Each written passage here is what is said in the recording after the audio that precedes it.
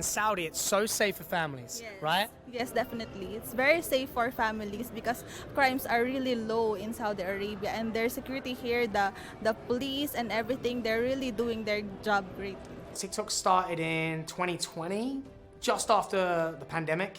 I was going through, everyone going through a hard time and whatever. I was like, I can't be the only one that went through terrible stuff. Like, it wasn't even that bad looking back, but you just mentally, you know? And then I was like, so I saw Gary Vaynerchuk talk about need to get on TikTok, create content. So I was like, do you know what? I'm gonna try it for a month. And literally went from 100 followers to 1,000 in a month. And I was like, okay, let's try another month. Then I went from 1,000 to 10,000.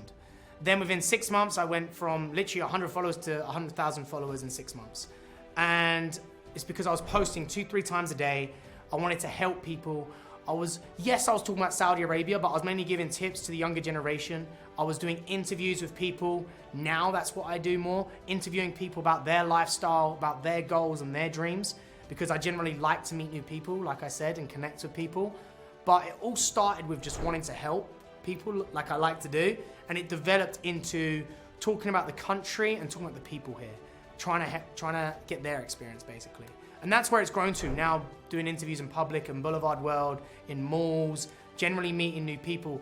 Can be as basic as just meeting someone on the street. It's always nice to do that. But the reason why I do it is it's always nice to grow, like I said, and opportunities have generally come from social media that wouldn't have come before.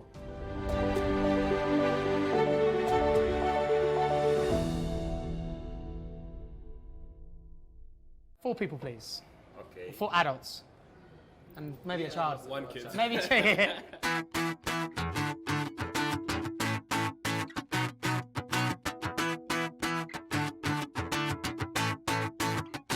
The karting today was fun. I did it a couple times back home with my brother and my dad, because my brother's 16, so he likes to do it. We do that a few times when I go back. But yeah, like I like to be a bit aggressive maybe, because you can't do that on the road. And I don't actually drive, so you get to be a bit more fun. I think, did I hit you or someone? I think I hit someone, spun them around. I was like, sorry, and just continued. Spun them around backwards. But it's a little bit of crashing and clashing, but I'm competitive, so I want to win. I don't care if I hit you, I'm gonna win. Like, I don't care. But yeah, definitely keep it on the track. Yeah, rather than in real life.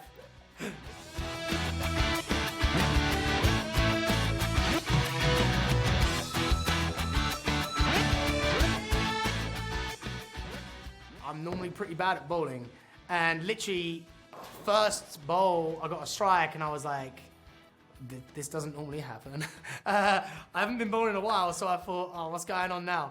But it was just a very good day at the office, I would say. But yeah, I won that, but I'm just very lucky I was doing well that day, because you know, I guess I had the pressure of the cameras being there, and I was like, well, you just got to win now, you know, you got that pressure.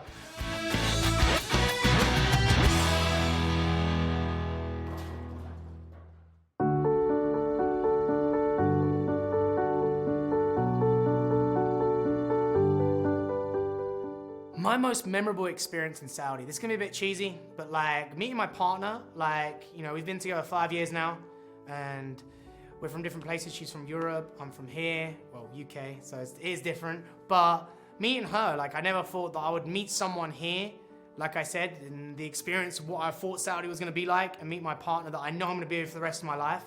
And I wasn't expecting that.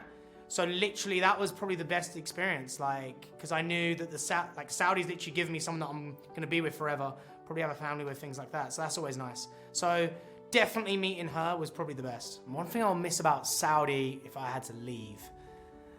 2 things come to mind, but one's funny, definitely the shawarma. Like, I'll be honest, man, I've had it back home and it's terrible compared to here. It's just not the same. That garlic sauce is so good. I don't know what the garlic thing's called, but it's so good.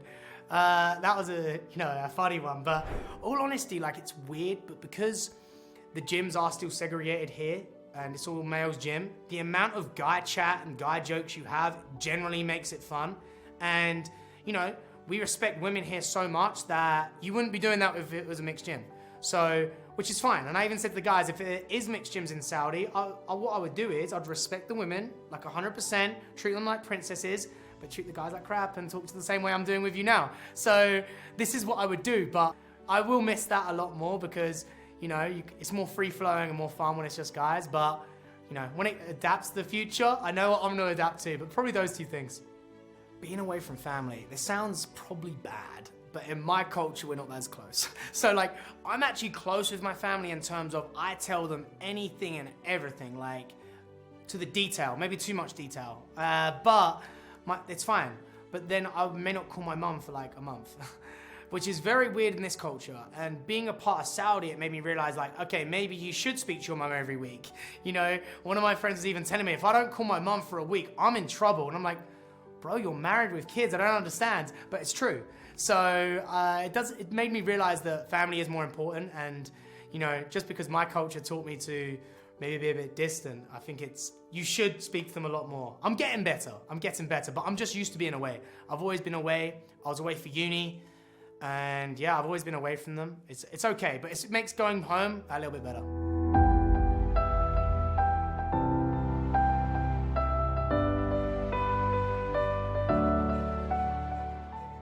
Things that I like to tell my family and friends about Saudi. If I'm honest, like it's the little things that people wouldn't think about. So like the food, the coffee. Like my mum, she's a massive lover of coffee, so I know that she would generally love it here. My brother is a massive foodie, so I know he would love to experience all the cuisines and how good it is, because our food is terrible in comparison, just from like, even if like you go to not a Saudi place, but a different cuisine, it's just better. And one of the things here is actually like, what I like is now in Saudi, especially the men, there's no line with their humor. You can joke about anything and everything, how dark it is, no matter what, and they're fine with it. Back home, people are getting way too sensitive about a lot of things. So here you can have a genuine joke about anything and everything and mean it to be a joke, and it'll be fine. So this is what I generally like the humor is endless and you can joke about anything. Saudi Arabia is a place which is underrated, number one, not just in terms of what is here and the events that is happening here, but the culture and the people. You've got that good blend now where you get to experience the Arab culture, but also get to experience all the events that are happening. So it's a great mix altogether.